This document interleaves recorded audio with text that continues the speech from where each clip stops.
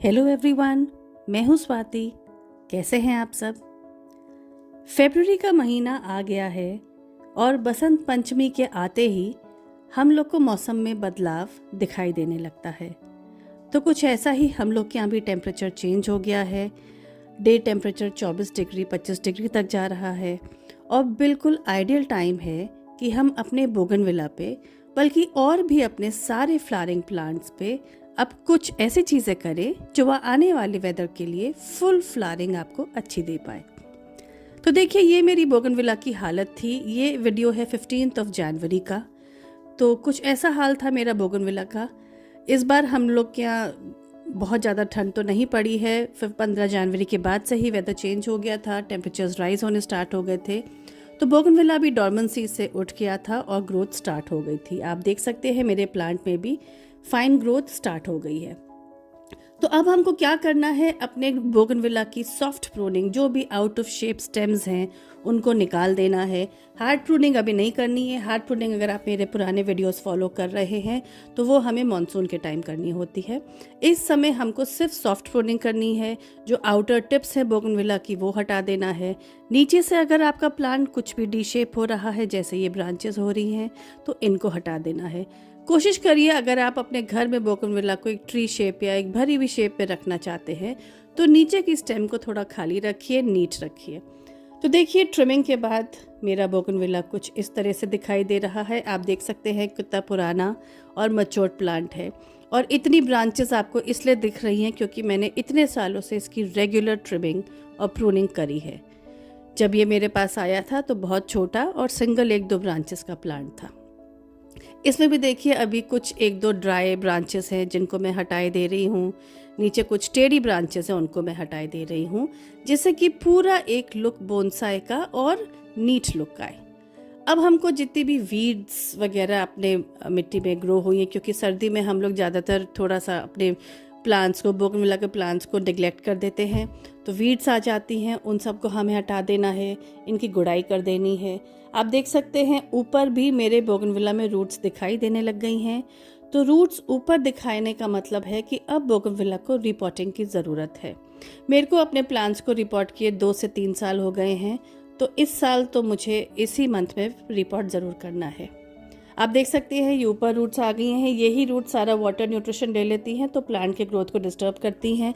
और इसका मतलब ये भी है कि नीचे तक पूरे पॉट को रूट्स भर चुकी है। तो इस साल हमको मुझे रिपोर्ट करना बहुत ज़रूरी है। अगर आपने रिसेंटली अपने प्लांट को रिपोर्ट किया है तो आपको रिपोर्टिंग की बिल्कुल भी ज़रूरत नहीं है।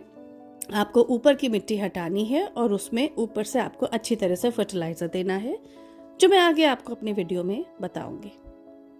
तो ये देखिए, ये है 3 फरवरी का वीडियो और 15 दिन में आप देख सकते हैं जो मैंने प्रूनिंग करी है 15 जैन को जो करी थी, और ये 3 फरवरी है, तो बोगनविला में कितना फ़र्क आ गया है। जहाँ जहाँ मैंने प्रूनिंग करी है आप देख सकते हैं फाइन ग्रोथ स्टार्ट होने लग गई है। तो ऐसे ही मल्टी ब्रांचिंग होएगी आपके प्लांट की। मैंने ब्रांचेस के एंड की सॉफ्ट प्रूनिंग करी थी। जहाँ मैंने प्रूनिंग करी है वहाँ से 2 ब्रांचेस निकलेंगी। और आप देख सकते हैं ये जो ब्रांचिंग हो रही है, इसमें छोटे छोटे, आप जहाँ फ्लावर्स ड्राई हो जाते हैं, छोटी ब्राउन स्टेम्स होती हैं, वो भी आप कोशिश करिए कि अपने बोगनविला से निकाल दें। इससे आपके प्लांट में नीटनेस आ जाएगी और अननीडेड एनर्जी आपका प्लांट जो ले रहा है वो नहीं लेगा और फोकस करेगा फ्लावर्स की ग्रोथ में। तो देखिए, कुछ ऐसे लग रहे हैं मेरे बोगनविला, और फ्लावरिंग भी सब में स्टार्ट हो गई है। और अगर आप ध्यान से देखेंगे तो लीव्स ना आके सीधे फूल आना स्टार्ट हो गए हैं। अब हमको इस समय एक चीज़ का बहुत ज़्यादा ज़रूरी ध्यान रखना है। इसको पूरे समय आपको धूप में रखना है, बिल्कुल भी शेड में मत रखिएगा। ऐसी जगह अपने बोगनविला रखिए जहाँ उसको सुबह से लेके शाम तक की धूप मिलेगी। क्योंकि मैं आपको इस वीडियो में जो भी चीज़ें करने को बताऊंगी, आप वो चाहे कितना कर ले, लेकिन अगर आप धूप नहीं देंगे अपने प्लांट्स को तो फ्लावरिंग आपको नहीं मिलेगी। इसलिए आप लोग तुरंत अपने बोगनविला को फुल सन की जगह पे शिफ्ट कर दीजिए। आप देख सकते हैं कितनी अच्छी ब्रांचिंग मेरे एक एक बोगनविला में स्टार्ट हो गई है। बोगनविला इस समय मेरे बहुत हेल्दी हो रहे हैं। मैं अब इनको रिपोर्ट करने जा रही हूँ। जैसे मैंने बताया, मेरे को 2 से 3 साल हो गए हैं रिपोर्ट करे। अगर आप लोग को रिपोर्ट नहीं करना है तो आप अपने गमले में से टॉप सॉइल निकाल दीजिए, 2 से 3 इंच की सॉइल बाहर निकाल दीजिए, और उसके बाद जो मैं फर्टिलाइज़र आगे वीडियो में बताने जा रही हूँ वो आप अपने पूरे गमले में फैला के मिट्टी से ढक दीजिए। ये देखिए, मैंने इफ़को का वर्मी कंपोस्ट मंगाया है इस बार। मैंने लास्ट ईयर तो बहुत अच्छी मुझे गोबर खाद मिल गई थी, मैंने डाली थी। तो इस बार मैंने ट्राई किया है इफ़को का वर्मी कंपोस्ट, क्योंकि यहाँ जो मार्केट में मिलता है वर्मी कंपोस्ट वो सब नकली ज़्यादातर मिलता है। तो इफ़को का ये देखिए बहुत अच्छी क्वालिटी लग रही है, मॉइस्ट है एकदम खाद छूने में। और इनकी जो वर्मी कंपोस्ट होती है वो सीवीड फोर्टिफाइड भी होती है। तो 25 किलो का बैग था, इसमें मैंने 1 किलो फिश मील डाला है, 1 किलो बोन मील डाला है, 1 किलो नीम खली डाला है। ये देखिए नीम खली है। तीनों मैंने 1-1 किलो डाला है और 25 किलो वर्मी कंपोस्ट ली है। मैं एक साथ ज़्यादा खाद बनाती हूँ क्योंकि मेरे गमले ज़्यादा हैं। तो आप इसी प्रोपोर्शन से अपने अगर 2 या 3 पॉट से उस हिसाब से आप लोग उसको रिड्यूस कर सकते हैं। ये देखिए मैग्नीशियम सल्फेट एप्सम सॉल्ट मैंने 2 मुट्ठी डाल दिया है। इससे आपकी प्लांट्स में ग्रीन शाइन बहुत अच्छी आएगी। ये डीएपी है। DAP is not organic. अगर आप चाहते हैं ऑर्गेनिक करना तो आप इसको स्किप कर सकते हैं। ये है म्यूरेट ऑफ पोटाश। ये बहुत थोड़ा सा डालना है, बहुत ज़्यादा नहीं डालना है, क्योंकि अब हमारे पौधे गर्मी की तरफ चल रहे हैं। हमें बहुत गर्म खाद नहीं देनी है। हमको कोशिश ये करनी है कि हम जो भी खाद अपने पौधों में दें, अपनी बोगनविला में दें, वो बहुत हाई नाइट्रोजन की नहीं हो, वो पोटैश और फॉस्फेट रिच हो, नाइट्रोजन की मात्रा थोड़ी कम हो, नहीं तो आपको लीव्स की ग्रोथ ज़्यादा मिलेगी और फूल कम मिलेंगे। तो देखिए ऐसे मैंने गमलों को, अपने बोगनविला को गमले से बाहर निकाला है, और अगर आप ध्यान से देखें तो ये रूट्स नीचे तक पूरी आ गई हैं पॉट में, और इसी वजह से आने वाले सीज़न में बिल्कुल भी मुझे अच्छी फ्लावरिंग और ग्रोथ नहीं मिलती अगर मैंने इनको रिपोर्ट नहीं किया होता। आप देख सकते हैं कितनी फाइन फाइब्रस रूट्स नीचे तक आ गई हैं। तो ये रिपोर्ट करना तो बहुत ज़्यादा ज़रूरी था, और फर्टिलाइज़ करना भी इस समय ज़रूरी है। फर्टिलाइजिंग हमारा मेन जो टाइम होता है बोगनविला का, यही फरवरी का स्प्रिंग सीज़न का होता है, और एक जो हम लोग अक्टूबर में करते हैं। 2 मेन फर्टिलाइजेशन हम साल में ऐसे करते हैं, और बीच बीच में कभी कभार हम थोड़ी बहुत खाद दे सकते हैं। वैसे बोगनविला में इतनी हमें फर्टिलाइज़र की ज़रूरत नहीं पड़ती, आप ये भी कर लेंगे 2 बार साल में तो बहुत है। तो देखिए खाद को अच्छी तरह से मिक्स किया जा रहा है। अगर आप लोग थोड़ा पहले से प्लान कर लें, खाद को अगर कुछ टाइम पहले से बना के रख लें तो बहुत ही अच्छा होगा, क्योंकि 1-2 हफ्ते अगर डिकम्पोज हो जाए तो वो सबसे आइडियल मेथड होता है। उसको आप मिट्टी में मिला के रख लें, 1-2 हफ्ते किसी बोरे में लगा के रख लें तो सबसे आइडियल मेथड होता है। देखिए प्रूनिंग के टाइम ये ब्रांच एक रह गई थी। अगर आप ध्यान से देखें तो ये प्लांट को बिल्कुल डी शेप कर रही है, तो मैंने इसको भी काट दिया था। और क्योंकि ये ब्रांच इतनी अच्छी हेल्दी और थिक थी तो मैंने इसको एज अ कटिंग यूज़ किया है, और इसको कटिंग ग्रोन कर रही हूँ। जितने भी आपने प्रूनिंग करी है आपको उनकी कटिंग फेंकने की ज़रूरत नहीं है। बहुत अच्छा और आइडियल टाइम है बोगनविला को कटिंग से ग्रो करने का। तो आप लोग ये सारी कटिंग सैंड में लगा दीजिएगा, आपके 80% बोगनविला की कटिंग ग्रोथ हो जाएगी। तो ये देखिए मैंने ऊपर से सारी जो जड़वड़ थी ऊपर से पहले मिट्टी हटाई गई है, फिर नीचे से खुरपी से पूरी खाद को काट दिया गया है, जिससे कि सारी नीचे की डेड जड़ें हट जाए।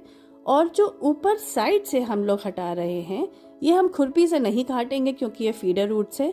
इनको धीरे से हाथ से हमने खोल दिया है, लेकिन इसका जो मिट्टी का जो रूट से मिट्टी लगी है हमें उसको पूरा नहीं खोलना है, बेयर रूट नहीं करना है हमें अपने प्लांट को।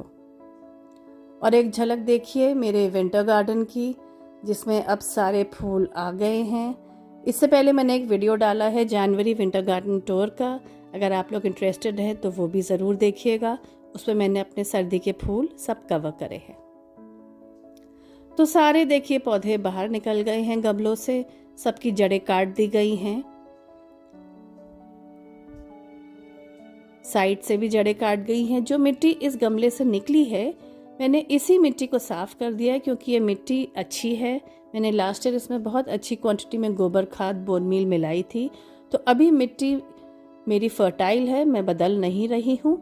इसी मिट्टी में मैं आगे खाद मिला के इसी गमले में इसी मिट्टी से अपने बोगनविला को रीपॉट कर दूंगी। तो सारी मिट्टी से जितनी भी जड़ें थी वो निकाल ली गई हैं, साफ कर दी गई हैं। तो देखिए पॉट पे नीचे हम लोग ऐसे ब्रोकन पॉट्स के टुकड़े लगा देंगे जिससे कि मिट्टी आपकी बाहर नहीं आए। बोगनविला के लिए सबसे अच्छा मैं क्ले पॉट्स प्रेफर करती हूँ। और ये देखिए जो पुरानी मिट्टी थी वो भर दी है, और थोड़ी सी भरने के बाद हमने 2 मुट्ठी खाद जो अभी बनाई थी उसको डाल दिया है। और अब हम अपना बोगनविला की प्लेसमेंट कर रहे हैं। तो आप देख लीजिए कि जो उसकी पोजीशन सेंटर सब कुछ सही से करके आप अपने बोगनविला दबाइए। मिट्टी ऊपर से फिर से भर दी और प्लांट को दबा दिया गया है। अभी आप जब थोड़ा पानी डालेंगे तो ये प्लांट वैसे भी थोड़ा सा बैठ जाएगा। तो कोशिश करिए जितनी भी आप मिट्टी भरें ऊपर से गमला 1 इंच ज़रूर खाली रहे, जिससे कि आप जब भी उसमें पानी डालेंगे तो वो पानी बाहर नहीं आए और आपका फर्टिलाइज़र बाहर नहीं निकले। ऊपर से मैंने फिर से थोड़ी खाद डाल दी है और फिर इसको मिट्टी से भर के गमला टाइट पैक कर दिया है। और ये हो गया आपका बोगनविला अच्छी तरह से रीपॉट।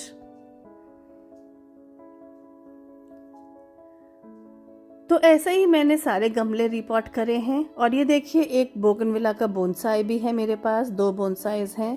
तो इसको भी इसी तरह से रीपॉट कर दिया है, क्योंकि इसके बाद मैं नहीं कर पाऊंगी तो इसको निकाल के रीपॉट कर दिया है। और आप देख सकते हैं इसकी भी ब्रांचिंग कितनी खूबसूरत है। अब हमको अपने सारे बोगनविला में अच्छी तरह से वाटरिंग कर देनी है, पूरा पानी नीचे तक चला जाए। और उसके बाद हम इसको धूप में रखेंगे और कुछ भी नहीं करेंगे। इसके बाद 1 हफ्ते तक हम पानी भी नहीं देंगे। उसके बाद मैं आगे फिर फर्दर वीडियो अपलोड करूंगी। आप लोग कनेक्टेड रहिएगा। अगर आपको ये वीडियो पसंद आया हो तो लाइक, शेयर, सब्सक्राइब